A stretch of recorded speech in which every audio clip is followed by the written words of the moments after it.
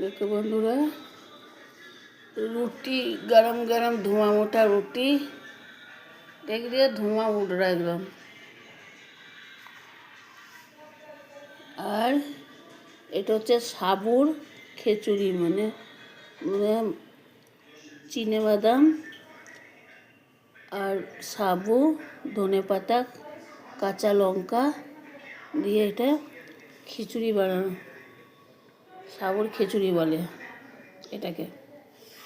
আর এটা হচ্ছে তোমার বেগুন আলুর তরকারি, আর এটা কুঁদরি আলু কুঁদরি আলু দিয়ে একটা তরকারি।